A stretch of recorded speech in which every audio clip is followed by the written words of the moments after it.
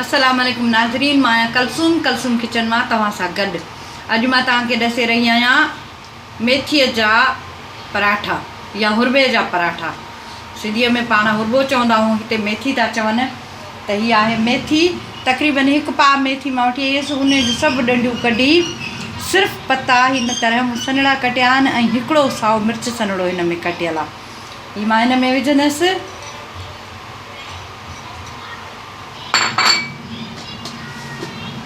ऐं हिन में थोरो एतिरो अछो जीरो,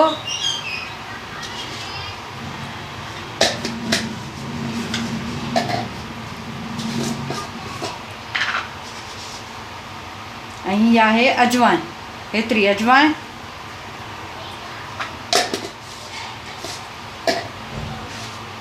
ऐं लूणु तव्हां हिन में थोरो पंहिंजी मानीअ खां थोरो वधीक पवंदो, 1 चमचो लूणु,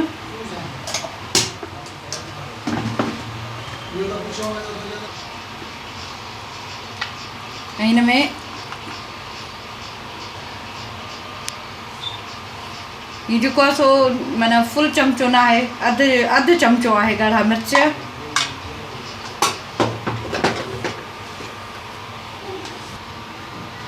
अधु चमचो हेड, हिन में विझंदसि मां तक़रीबन 1 चमचो जेको आहे न तेल,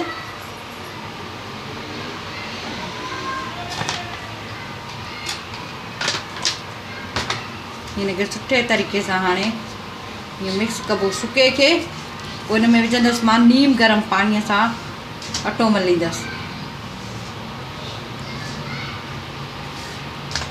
सभु कोई हिन में हे मुंहिंजो ॾिसो, बिल्कुलु मूं हिनखे मिक्स करे छॾियो आहे, अटे खे सफ़ा गॾाए छॾियो आहे। ऐं हाणे मां हिन गरम पाणी जेको मूं कयो आहे उहो हिन में थोरो थोरो करे मां विझंदसि ऐं अटो मलबो। हिकदमि पाणी विझी जेको आहे सो नाहे मलणो। त नाज़रीन, मुंहिंजो अटो तयारु थी चुको आहे बिल्कुलु। तव्हां ॾिसो हिन कलर बि ऐं सुठे तरीक़े सां मूं मलियो आहे। हाणे हिनखे मां थोरो तेल हथ ते लाहे हणंदसि ऐं 5 मिंट रखी ऐं असां पंहिंजा पराठा ठाहींदासीं। एतिरो काफ़ी आहे बसि।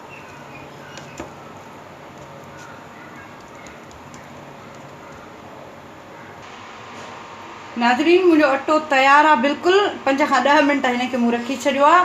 हाणे पंहिंजी पसंदि मुताबिक़ जेतिरा तव्हां चाहियो पेड़ा ठाहियो।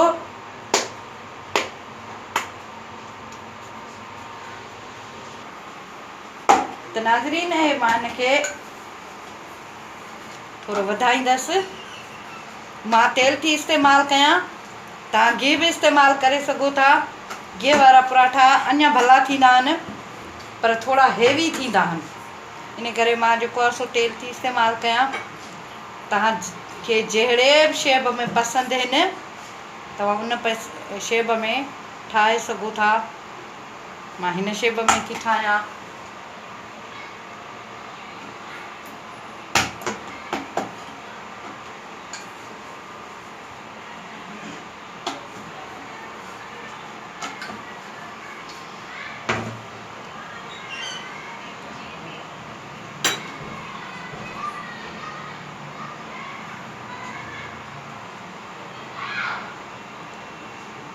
ही शेप जेको हूंदो आहे ॿारनि खे ॾाढो पसंदि हूंदो आहे।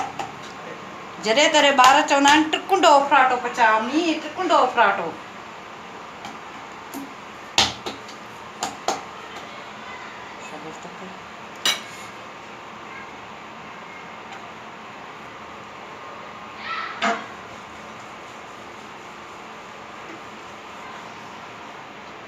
तव्हां हीअं बि ठाहे सघो था।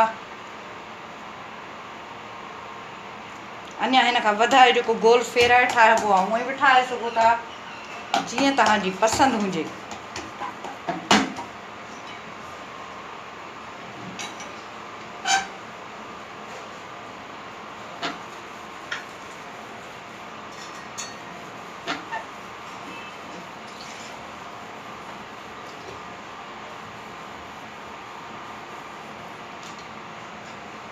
हीअं बि ठाहे सघो था, जीअं तव्हां चाहियो।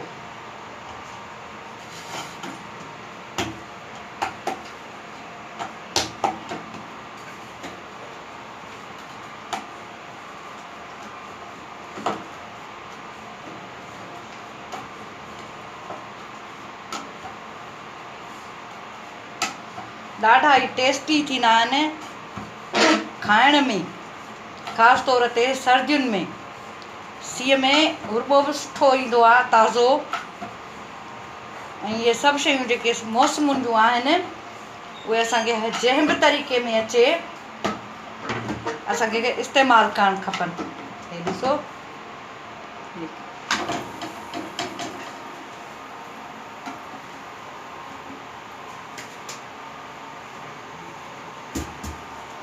बाहि हल्की रखिजो, न त तव्हांजा हीअ जेको आहे सो सड़ी वेंदा।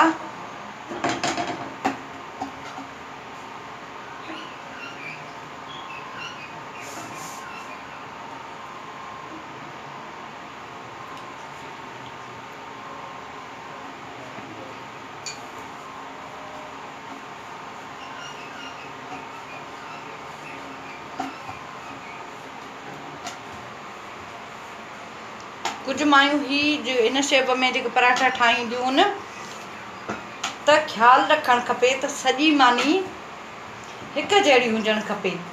अक्सर मूं ॾिठो आहे त उन्हनि जूं ही जेके कुंडूं आहिनि न एॾियूं थुलियूं थुलियूं हूंदियूं आहिनि ऐं उहे पतलियूं बि सही जेको आहे सो न हूंदियूं आहिनि।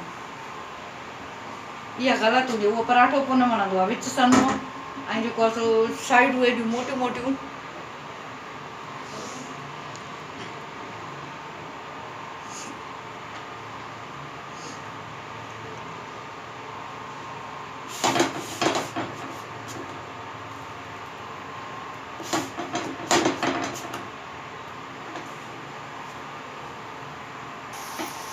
हिन तरीक़े सां हिन खे तव्हां थोरो दॿाईंदव त तव्हांजो वधीक पराठो जेको आहे न अंदरां बि पची वेंदो। हे ॾिसो,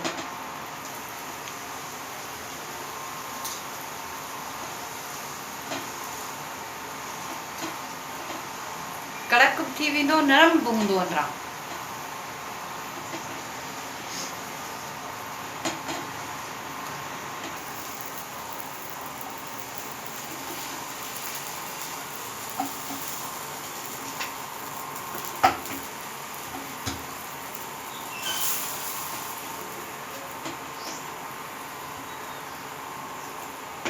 मूं वटि नॉन स्टिक तओ आहे, तव्हां वटि न आहे त हिन पराठे पचाइण लाइ का मसालो न आहे। जेको बि असां वटि तओ मौजूदु आहे असां उहो इस्तेमालु करे सघूं था।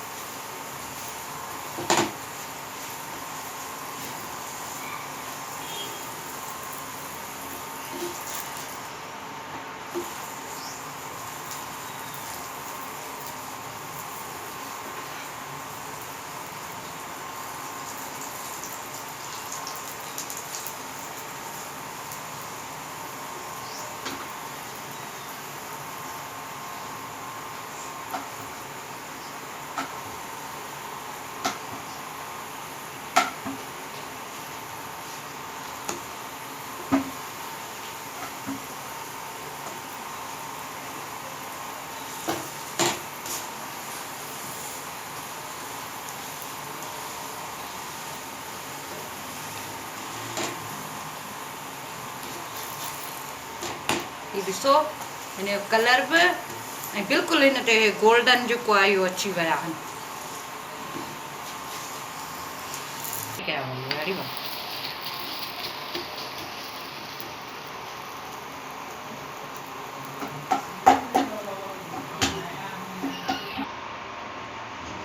नाज़रीन, मुंहिंजा मेथीअ जा पराठा तयारु आहिनि तव्हांजे साम्हूं, बिल्कुलु कड़क, सवादी, टेस्टी। ही फिका बि न आहिनि, इहे तव्हां दही आचार सां गॾु खाई सघो था, नाश्ते जे लाइ बहितरु चीज़ आहे। अगरि तव्हांखे पसंदि अचे त ज़रूरु पंहिंजे दोस्तनि ॾे शेयर कजो, ट्राए कजो।